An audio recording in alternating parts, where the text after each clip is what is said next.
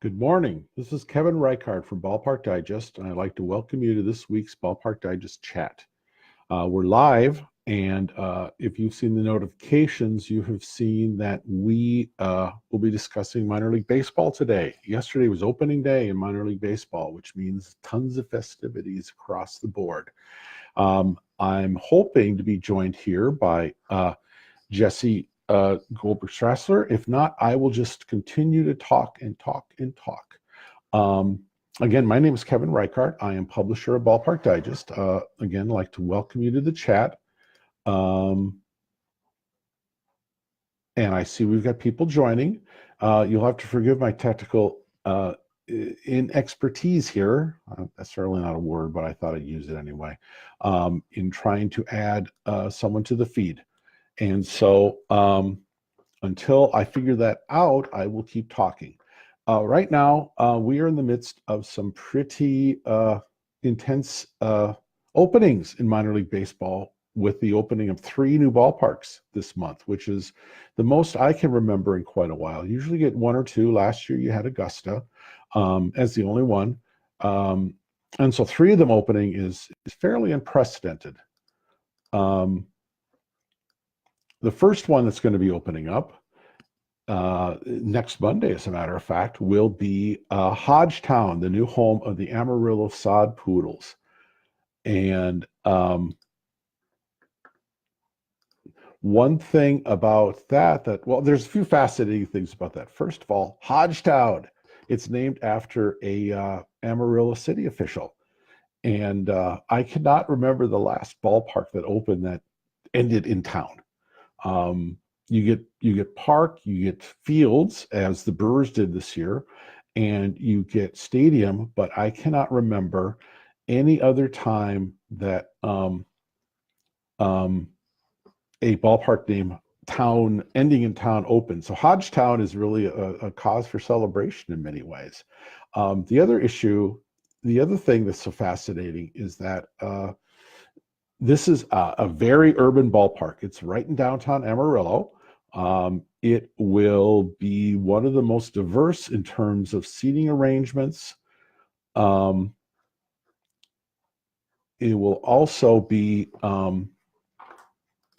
one of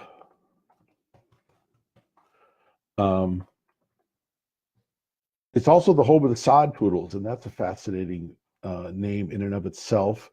Sod Poodle, of course, is a prairie dog, and one issue that has come up is people, sort of mock the name. Amarillo has traditionally been a town where the Gold Sox name has been prevalent, both in pro, independent, and minor league baseball. But Sod Poodles is pretty cool. Prairie dogs is generic; you can't really trademark it, and so right now it should be an auspicious opening. I am told by the architects and the Sod Poodles management that they plan on a lot of interesting seating arrangements for that ballpark this year. I'll be down there for the opening on Monday, and looking forward to it tremendously. The second one that's opening is Las Vegas. Las Vegas Ballpark is opening also next week. It is definitely one of the most interesting ballparks there. Jesse's joined. I'm going to try to get him on, although I'm still trying to figure that stuff out on the technical broadcast here, but I'm sure Jesse will tell me. Send me a text or whatever. Las Vegas Ballpark is the successor to Cashman Field. Cashman Field is downtown Las Vegas. It opened a long time ago, basically, and it's a little outmoded by minor league baseball standards. And so the ownership of the Las Vegas team, which now includes the Howard Hughes Corporation, decided to strike out on its own way for a new ballpark. And so the Las Vegas Aviators, as the team is known now, the 51's name is gone, will be actually not playing in Las Vegas anymore. It's playing out in suburban Summerlin, and it's part of a mixed-use development in downtown Summerlin. And to say that this is one of the most long-awaited new ballparks in minor league baseball would kind of be an understatement. It will be called Las Vegas Ballpark because the local convention bureau bought up naming rights and funded a large chunk of that facility. And it will be, by all accounts, a rather splashy venue, as you might expect. Yeah, great. So we'll be out there later in the month for that. The Las Vegas Ballpark, like I said, is home to the Aviators, the rebranded name for the 51s team. Aviators harkens to the roots of the Howard Hughes Corporation, because of course, as we know, Howard Hughes was the aviator. He began as an aviator, branched out into filmmaking, branched out into casinos, and certainly made his impact in the Las Vegas area. Now, this will be a deluxe ballpark, to be sure. It's going to have a swimming pool, which I think is pretty obligatory in Las Vegas, especially with the crowds they want to try to reach in Summerlin. It's going to have a humongous scoreboard, and I'm sure there'll be tons of flash and lots of glitz to attract the crowds. And what I find interesting about this ballpark, among other things, is that it really seems to be geared toward the locals as opposed to any sort of Vegas tourism, even though it's being sponsored by the Tourism and Convention Bureau. Summerlin is outside of Vegas proper. It is its own community, its own little world, and it will be interesting to see how it draws. I think it's going to be a huge success. I think the Aviators ownership and management has done a great deal to keep that to keep baseball alive after many years of trying to get a new ballpark. And you're going to see this be multi-use as well. Besides Aviators, you're going to see it host a season opening series, I'm guessing, with the Cubs. The Cubs traditionally come to Vegas for a weekend during spring training, and I would be astounded if that didn't continue come next spring. The third ballpark that's opening this year is in Fayetteville, the home of the Fayetteville Woodpeckers, and that's a Carolina League team. And one of the things that's noteworthy is, well, a couple things. One thing that I found fascinating was we did a story on this regarding the team name. And, Woodpeckers is not very trademarkable, and in an era where we have, sod poodles and we have other far out team names, they went with Woodpeckers. And there's a lot of local ties to that, both within the local population in Fort Bragg, because Fort Bragg, which occupies a great deal of psychic energy in Fayetteville, is well known as, surprisingly, as an environmentally friendly site that has worked hard to preserve the local unique woodpeckers population. And so the team name and the team colors, which also have links to Fort Bragg and troops station there, really resonates with the local community. And again, here we have a situation of a new ballpark in downtown Fayetteville designed both as an attraction and as an economic development tool. And like Amarillo, the new ballpark is designed as part of a larger development. In Amarillo, it's a multi-use venue technically, and you'll see soccer there, you'll see concerts there, you'll see other community events there. And the same with Fayetteville. It is part of a larger development that encompasses both the ballpark, some new retail, some new residential and hotel, as well as the renovation of a landmark hotel, the Hotel Charles. And for Fayetteville, which has struggled for many years to revitalize the urban core, the new ballpark is sort of a vote of confidence on keeping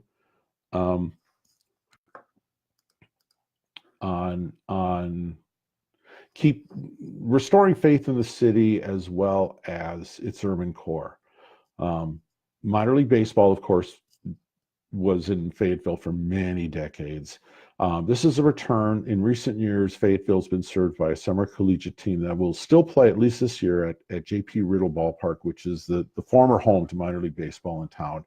So it'll be interesting to see how that goes along. But the Fayetteville Ballpark will, like Vegas and Amarillo, really seize upon some trends in the ballpark design world. One of them is social spaces, and that's spaces that are scaled down purposely for smaller groups to congregate, to hang out with your friends, plug in the phone, chat over a beer. This is not for the folks who are sitting behind the home plate keeping score. These are for more the social people who are an increasingly important part of sporting events today. And one thing we're seeing across the board in all the sporting venues we cover across all our sites is the rise of these social spaces. Yankee Stadium adopted them a couple of years ago. Target Field, the home of the Twins, has adopted them from day one. And so these three new ballparks will all feature plenty of social spaces. We don't see that trend abating. And if anything, they're going to be retrofitting more and more ballparks to accommodate social spaces in the future. Major League Baseball certainly has jumped on this trend with ballpark passes, which get you in the gates but don't give you a seat. Minor league teams are starting to do this as well. We saw Lansing offer this, I believe yesterday was announced, where a ballpark pass or the equivalent is now available. And I suspect we're going to see more and more teams look to do this in the future. And I think you're going to see some experimenting, especially in the minor league world, with the whole notion of what's a seat and what's access in the future. And I know this sounds a little esoteric, but more than one owner has been talking about really rethinking the season ticket and how space can be best used well behind home plate. And I would not be surprised if in the next 2 or 3 years, some owner takes the plunge and revamp season tickets to give you access to a space behind home plate or near home plate, but not necessarily a fixed seat. There'll always be a demand for fixed seats and season tickets in baseball and professional sports. But on the flip side, many people, and especially as business plans sort of decrease in coming years, don't want to be tied to a specific seat or, in the case of Major League Baseball, 81 games. And we saw this in Atlanta. Many of you who follow Ballpark Digest know we also do sites in other sports, and that includes soccer in the form of Soccer Stadium Digest. It includes arenas in the form of Arena Digest, and football stadiums in the form of Football Stadium Digest. And one trend we're seeing across the board, and really is exemplified by what they did in Atlanta with the Atlanta Hawks Arena, State Farm Arena, was to eliminate fixed seating in one end of the arena. And it said there's a bar. And so in Atlanta, you can sit at a court level bar or stand at the bar if you want, I guess, away from the action, and just sort of casually hang out. Again, this is the trend we're seeing everywhere. And, I don't think it's that bold a prediction to say at some point some owner will take the plunge and do that sort of thing in their ballpark. Now, that's not on the plans for any of these ballparks right now, although in Amarillo, there will be four-top seating close to the action as opposed to, say, in the back of the concourse where a lot of that happens. And I imagine we're going to see even more imaginative approaches to seating come forth within the next 2 or 3 years. If you're watching and want to ask a question, feel free to do so. We're monitoring comments right now on this chat, but please ask a question. We've been giving away books in the past. We'd love to again in the future. To review again, there are 3 ballparks opening this year in minor league baseball. That's Amarillo at Hodgetown, Las Vegas Ballpark, and Segra Stadium, which is the name of the new Fayetteville Ballpark. And I don't think it'll be too confusing. We now have 2 Segra facilities. Yeah, I hope it's Segra. I hope it's not Segra. In minor league baseball, Columbia's ballpark is also has that as a corporate sponsor as well. Although I don't think people will confuse the two very well. Of course, we could end up in a world where BB&T owns every ballpark naming right under the sun in coming years, but we'll see if that happens or not. Another trend this year in minor league baseball and ballparks I wanted to discuss was renovations. And if anything, renovations have turned into some pretty hot topics across the baseball world. Historically, we've seen a wave of new ballparks open in the last 20 years when Major League Baseball and minor league baseball improved their standards. And so a lot of ballparks ended up either needing renovations to meet those standards, or it led to the construction of new ballparks. And so renovation, whether it's design build or something more elaborate, has always been a big topic in the baseball world, as it's a more cost-effective way to improve the fan experience while meeting standards as well. And there are a couple of renovations that are certainly noteworthy this year. One is in Fresno, and we've covered the Fresno changes quite extensively over the last 3 or 4 years. A little backstory: the Fresno Grizzlies were struggling for quite a few years at the box office in a ballpark that, quite honestly, was probably too big for the market. It was built at a time when the 10,000 seat rule was still seriously enforced in minor league baseball among AAA facilities. That's ended. Teams are now figuring out that 10,000 capacity as opposed to 10,000 seats is a more economic way to go. And so in Fresno, with new ownership and with folks like Derek Franks leading the way, that ballpark is being. There's been some small changes in the past years. This year, there were some major changes, and that includes the addition of $3.4 million in renovations to the ballpark, which began at the end of last year and were unveiled last night, I believe. And one of the big changes, going back to what we were discussing earlier, is the addition of a big social space in the ballpark. Again, one thing that the Fresno folks have done really well is upping the food profile of the ballpark and also making a game a real event. And one way they've made a game an event is sheer promotion. You find they do a lot of cutting edge promotions, whether it's getting married at the ballpark, whether it's a knockdown, drag down fight with the Lehigh Valley Iron Pigs over bacon versus tacos. Fresno's won our award for best promotion a couple times in the last 5 or 6 years, and for good reason. And that trend is continuing this year with some cool promos, some cool events like food truck night, taco night. They have embraced the whole food truck effort and built a promotion that draws tens of thousands of people to the ballpark on an off day, which is pretty tremendous. And the renovations this year also include some rebranding from the team, some new logos, some new colors.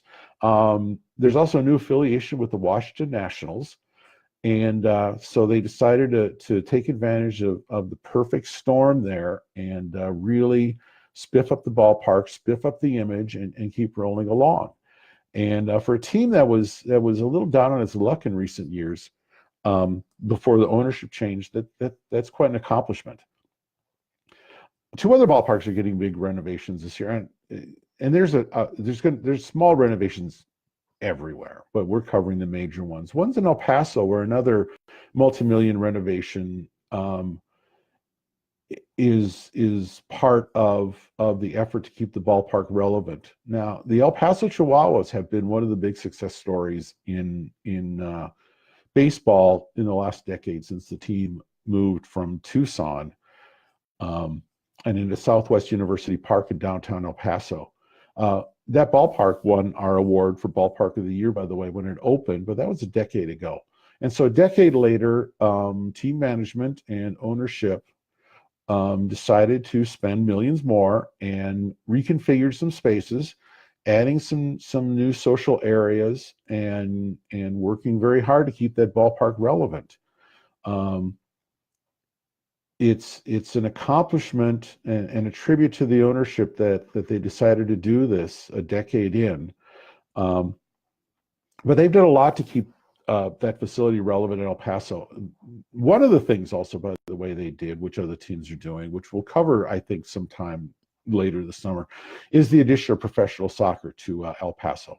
And right now, the USL Championship team, El Paso Locomotive, is also playing at Southwest University Park. It is under the same ownership as the Chihuahuas, and I suspect some of the changes this year at the ballpark were done in conjunction with adding soccer to the mix. And so, again, millions spent on a facility at the AAA level, is nothing to sneeze at. And, we wish them the best of luck in keeping that ballpark up to date and spiffy.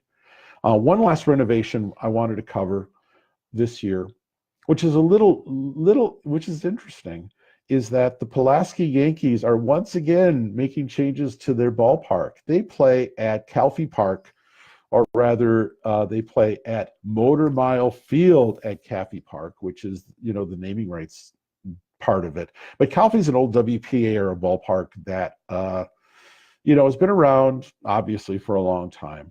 It has been part of the Appalachian League for many years. And these new local owners really made an impact when they took over the Yankees. They immediately started spiffing up the ballpark, and they're doing it again this year. They're adding more renovations to the Appy League facility. And for decades, the Appy League sort of existed on the edge of minor league baseball. It has a different structure than other leagues because all the teams are owned by major league parents, not anyone local. They're run under management deals, which is the case in Pulaski. Boyd Sports has a few management deals in Greenville and Elizabethton, and so there wasn't necessarily the desire to put a lot of money into a facility for a team you didn't necessarily own outright. But we've seen in recent years that renovations to Appy League facilities actually pay off. Johnson City is a big example of that. The Boyd Sports, which also owns Knoxville, the Tennessee Smokies, put a lot of effort and some money into upgrading that facility and saw a big boost in attendance. I expect that a lot of other teams are going to follow that lead in the Appy League, and Pulaski's certainly part of that move. Are extending the seating, they're reconfiguring things. It's going to be easier to get around the ballpark.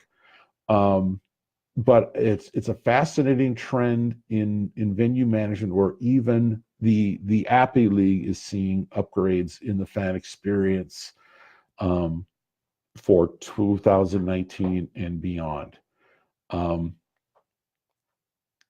That really sums up what's going on in the world of minor league baseball these days in terms of facility updates.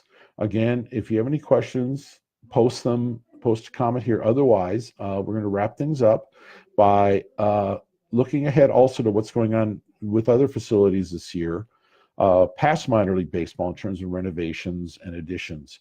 We've already seen the Milwaukee Brewers begin play in a renovated, the old Maryvale Baseball Park is now American Family Fields of Phoenix. We saw the Ballpark Bowl remain fairly unchanged, but the training facilities were totally overhauled. Check the site out for our coverage of that. 2 weeks ago, or a week and a half really, we saw the opening of Cool Today Park, spring home of the Atlanta Braves. Right now, the Braves are transitioning Florida operations from Disney's Wide World, ESPN Wide World of Sports and Disney World to Northport in Sarasota County, Florida. We were there for the opening.